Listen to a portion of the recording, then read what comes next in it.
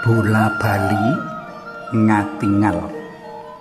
Panglimbang 5 menit dina Setuwagi tanggal 11 April tahun 2026. Kapethik saka Injil Markus bab 16 ayat 9 tekan ayat 15. Wiwit ngajari bocah-bocah novis nulis migunakake huruf tegak 6 wulan kepungkur. Tugasku saben dina ngecek kemajuan kecakapan bocah-bocah mau anggone nulis. Nadyan wis 6 wulan kaajari, ya sacara pribadi, ya sacara bebarengan ning kelas, isih ditambah alat peraga arupa gambar poster bab cara nulis huruf tegak. Ning kok ya isih ana wae bocah-bocah sing ora bisa nulis kanthi becik. Rasane percuma ngajari bocah-bocah kaya mengkene iki. Aku nganti rada judheg, kepara malah nglokro. Njur enake dikepiyekke ya bocah-bocah kaya ngene iki. Nanging aku kupiye tetep dadi guru sing becik lan bertanggung jawab. Aku tetep kupiye sabar lan sareh. Saben wong mono kanugrahan kemampuan kang beda-beda. Mengkono pamupusku karo tetep telaten ngajari bocah-bocah mau.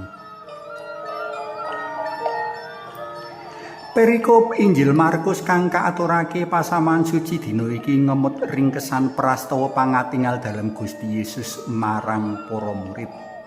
Banget renyuhake memper karo pengalamanku ing Secala, nadyan bola bali kaketingali Gusti Yesus. Nanging para murid mau padha dedel ati lan pikirane.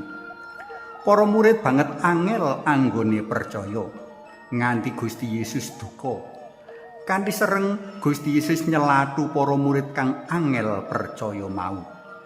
Duka dalem Gusti sajak kasil mbuka ati lan pikirane para murid mring kasunyatan menawa Gusti Yesus temen-temen wungu saka seda kanthi jiwa lan raga dalem.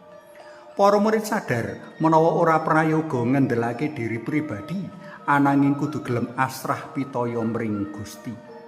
Lebariku, Gusti Yesus ngutus para murid martakake kabar kabungahan wungu dalem. Saka waosan bisa kadudut 3 piwulang. Sepisan, kanggo bisa percaya mring wungu dalem Gusti butuh sawijining proses. Proses mau butuh kasabaran. Ana murid sing ngremehake wanita apa meneh wanita kebak dosa saengga wegah percaya. Ana murid sing keseret kasedihan berlarut-larut saengga ora saguh mikir kanthi bening bab piwulang dalam Gusti Yesus ing wektu-wektu kepungkur saengga uga tiba ing sikap angel percaya. Ana uga murid sing keminter saengga nutup ati kanggo nampa warta-warta kang katone ora tinemu nalar. Ing kene Gusti Yesus ora waleh-waleh anggone ngetingal marang para murid, engga para murid mau temen-temen yakin. Kapindho, kanggo bisa ngeyakinake para murid pancen butuh sing jenenge ketelatenan lan kesabaran kanggo ngemong lan nerangake. Iku kang dadi tujuane Gusti Yesus geneo panjenengane bola bali ngatingal.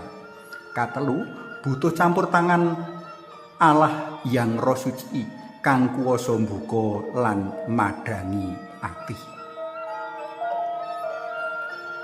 Para tresna pelem kinasih, mbok menawa ketuk dina iki uga isih akeh para pendherek dalem Gusti kang kaumbang-ambingake mring sikap kurang percaya, kepara wegah percaya menawa Gusti Yesus temen-temen wungu saka sida kanthi jiwa lan raga dalem.